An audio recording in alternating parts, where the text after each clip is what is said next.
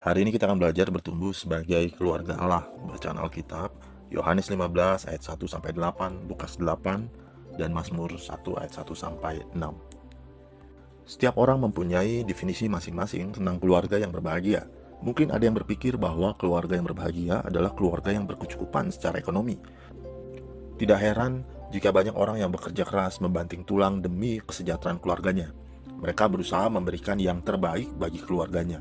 Ini bukanlah hal yang salah, namun tidak jarang karena terdesak oleh kebutuhan untuk dipandang sebagai keluarga yang berhasil di mata masyarakat, banyak orang mengambil jalan pintas untuk memperoleh status yang tinggi.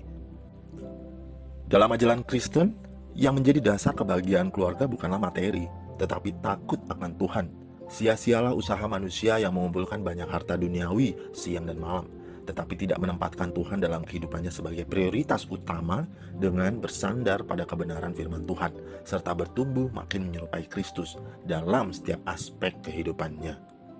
Bertumbuh berasal dari kata dasar tumbuh. Dalam Kamus Bahasa Indonesia berarti timbul atau hidup, dan bertambah besar atau sempurna, atau sedang berkembang yang menjadi besar. Bertumbuh juga bukan hanya soal bertambah banyak, tetapi berkembang dan berbuah. Keluarga sebagai sekumpulan individu yang terbentuk dari pernikahan juga mengalami pertumbuhan.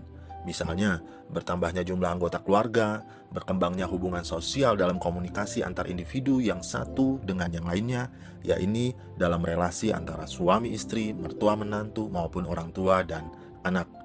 Dalam kehidupan keluarga Kristen, setiap anggota keluarga yang mau bertumbuh bersama, syarat utamanya adalah harus berada dalam ajaran Yesus Kristus. Paling tidak, ada dua hal yang harus dilakukan supaya keluarga menjadi keluarga yang bertumbuh. Pertama, saling mengasihi dan menghormati. Kedua, percaya pada pemeliharaan Tuhan. Ciri-ciri pertumbuhan keluarga Allah. Bertumbuh sebagai keluarga Allah berarti bertumbuh di dalam Kristus, itu pastinya. Dalam pengenalan akan Allah. Bertumbuh dalam hubungan dengan Kristus mempunyai makna yang lebih mengenali Dia, lebih mengasihi dan menaatinya, dan menjadikannya sebagai pemimpin dan kepala keluarga. Keluarga Kristen merupakan pusat dan tujuan dari perjanjian Allah, yaitu untuk menjadi saksi bagi dunia. Keluarga yang berkenan kepada Allah adalah keluarga yang berakar, bertumbuh, dan berbuah di dalam Dia. Nah, ciri-ciri untuk bertumbuh dan menghasilkan buah yang berkualitas diperlukan akar yang kokoh yang mampu memberikan asupan yang baik bagi pertumbuhan dalam keluarga. Sama seperti pengajaran Tuhan Yesus yang menggambarkan bahwa Tuhan memiliki tujuan yang jelas bagi setiap manusia ciptaannya, termasuk keluarga, yaitu agar umat manusia bertumbuh dan menghasilkan buah.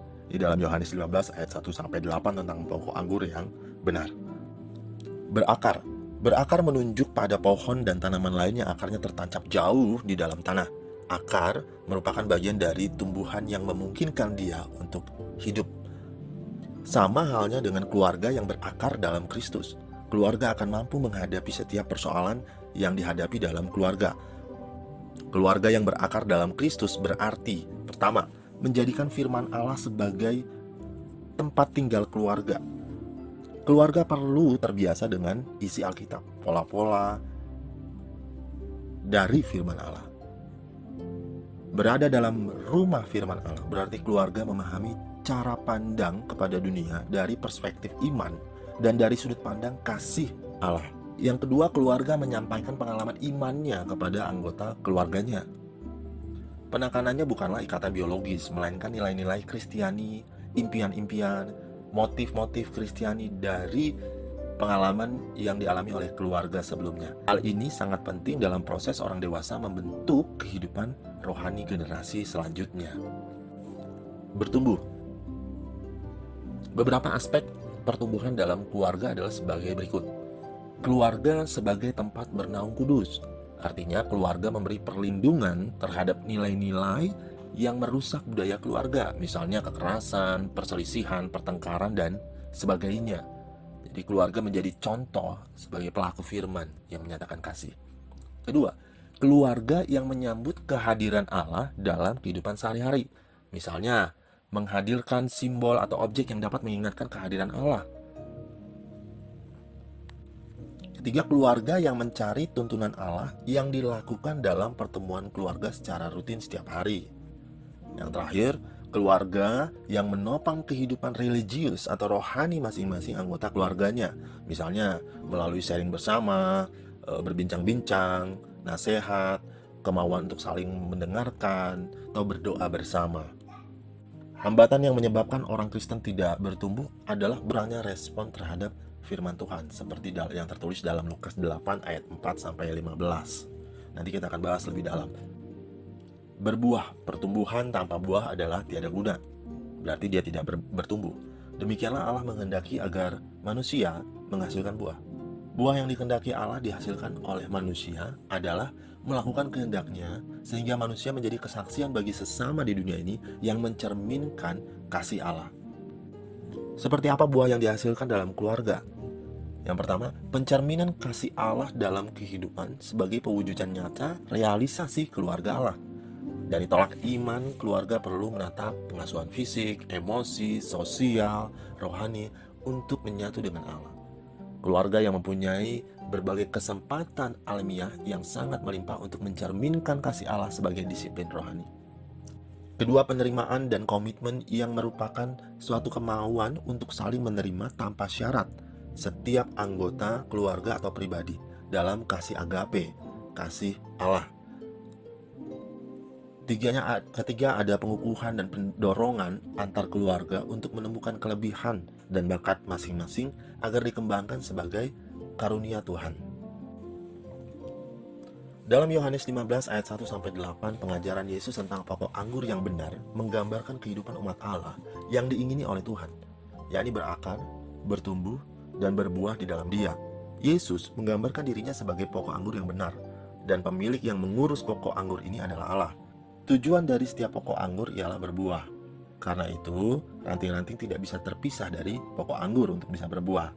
Melalui ajaran ini kita dapat memahami bahwa manusia tidak dapat bertumbuh dan berbuah kalau tidak berakar dalam Kristus. Itu ada di ayat 4. Tuhan Yesus mengajarkan perkara yang sama ketika Ia berkata, "Tinggallah di dalam aku dan aku di dalam kamu, sama seperti ranting tidak dapat berbuah dari dirinya sendiri, kalau ia tidak tinggal pada pokok anggur. Demikian juga kamu tidak berbuah jikalau kamu tidak tinggal di dalam aku. Sebab di luar aku kamu tidak dapat berbuat apa-apa." Di dalam Yohanes 15 ayat 4 dan 5. Dalam Lukas 8 ayat 4-15, Tuhan Yesus memberikan perumpamaan tentang penabur yang menaburkan benih pada 4 jenis tanah yang digambarkan sebagai firman Tuhan. Jenis yang pertama menggambarkan benih yang jatuh di pinggir jalan. Benih yang jatuh di pinggir jalan melambangkan orang Kristen yang mendengar firman Tuhan tetapi tidak memiliki tempat dalam hati dan pikirannya, sehingga tidak memperoleh apa-apa. Orang ini hanya datang ke gereja untuk memenuhi kewajibannya saja dan tidak memiliki komitmen apa-apa untuk bertumbuh. Jenis kedua menggambarkan benih jatuh di tanah berbatuan yang hanya sedikit tanahnya. Hal ini melambangkan seorang Kristen yang hanya memberikan sedikit saja perhatian terhadap firman Tuhan. Ia tidak menyimpan firman itu dalam hatinya dan tidak mau merenungkannya terus-menerus sehingga tidak bertumbuh dan akhirnya mati. Sedikit saja masalah dan tekanan dalam hidupnya, ia akan mundur karena tidak memiliki komitmen dan kesetiaan untuk mengikuti perintah Tuhan. Malahan akan marah dan kecewa kepada Tuhan kalau doanya tidak terkabul. Jenis ketiga adalah seperti benih yang jatuh di tanah yang penuh semak duri. Hal ini melambangkan orang yang memiliki keinginan untuk bertumbuh. Ia sangat senang mendengar firman Tuhan, bahkan sering melayani, tetapi di dalam hatinya juga masih banyak keinginan yang bertentangan dengan firman Tuhan. Imannya bertumbuh bersama-sama dengan kekhawatiran dunia. Selain itu, pesona kekayaan juga sering menghimpitnya, sehingga tidak bertumbuh dan mati. Jenis keempat adalah benih yang jatuh di tanah yang baik. Hal ini menggambarkan orang Kristen yang serius, sungguh-sungguh belajar kebenaran firman Allah. Orang seperti ini memberi hati dan pikirannya secara utuh untuk menerima kebenaran serta mempraktekannya secara serius dan setia, sehingga ia bertumbuh dan berbuah. Berbuah adalah tanda perubahan dan pertumbuhan. Buah yang lahir dari pertumbuhan adalah perubahan pada kualitas total hidup seorang Kristen yang setia pada Allah dan firman-Nya. Dan ketika ini dipraktekkan dalam keluarga, maka keluarga itu akan bertumbuh dan berdampak bagi orang-orang di sekitarnya. Dalam Mazmur 1 ayat 1 sampai 6, Mazmur ini membandingkan dua jenis orang yang diakui Allah, masing-masing dengan sekumpulan prinsip hidup tertentu. Orang saleh yang berciri kebenaran, kasih, ketaatan kepada firman Allah, dan pemisahan dari persekutuan dengan dunia. Itu di ayat 1 sampai 3. Orang yang diberkati Allah bukan hanya berbalik dari kejahatan, tetapi juga membangun hidup mereka di sekitar firman Tuhan. Mereka berusaha untuk menaati kehendak Allah dari hati yang sungguh-sungguh dan senang akan jalan dan perintah Allah. Mereka yang berusaha untuk hidup dengan berkat Allah merenungkan Taurat Allah, yaitu firman-Nya, supaya membentuk pikiran, sikap, dan tindakan mereka. Orang fasik yang mewakili jalan dan nasihat dunia, yang tidak tinggal dalam firman Allah, dan karena demikian tidak ada bagian dalam perkumpulan umat Allah. Ayat 4 dan 6. Akibatnya, jalan yang ditempuhnya berujung pada kebinasaan. Jadi bertumbuh sebagai keluarga Allah berarti bertumbuh di dalam Kristus, dalam pengenalan akan Allah. Bertumbuh dalam hubungan dengan Kristus mempunyai makna lebih mengenali Dia, lebih mengasihinya dan mentaatinya, dan menjadikannya sebagai pemimpin dan kepala dalam keluarga. Apabila kasih terhadap Tuhan bertumbuh, kita akan mentaati perintah-perintahnya. Bertumbuh di dalam Kristus secara sederhana dapat dikatakan sebagai sebuah perubahan paradigma hidup ke arah Kristus.